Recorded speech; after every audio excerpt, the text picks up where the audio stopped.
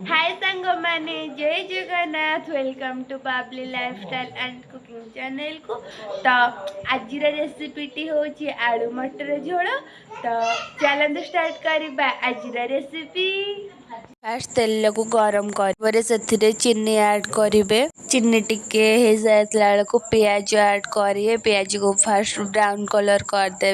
एपटे देखो पियाज को सेपटे ब्राउन कलर को छाड़ दे। एपटे अदा रसुण पेस्ट हलदी गुंड लंका गुंड चिकेन मसला मीट मसला जो कौन धनिया गुंड एमती सब जहाँ भी आपण पाखे मसला थी से सब मसला को आप पकईदेवे।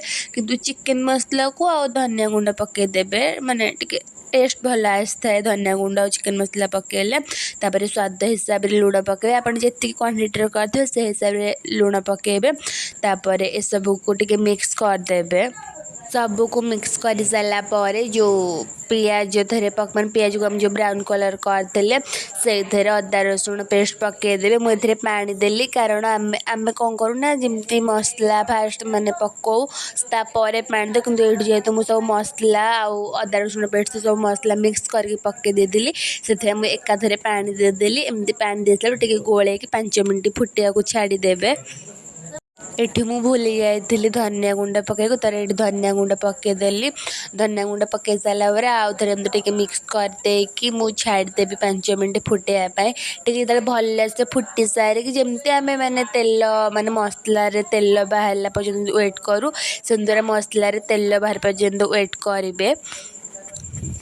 Tomato add करदेवे।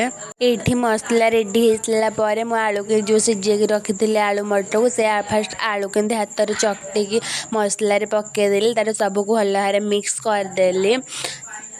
एमती मिक्स कर सारापर तार जो मटर को सिझे रखी से मटर को छाड़देली। ये मटर माने ठीक से सीझीनी किंतु आपण ट्राए करेंगे कि पूरा सीझापी मटरटा जिते सीझे से माने मटर झोलटा टेस्ट आए।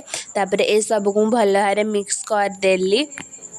को 2 मिनट भाया कषि सारापर ये गरम करके पानी रखी तो से पानी को ढाल देली।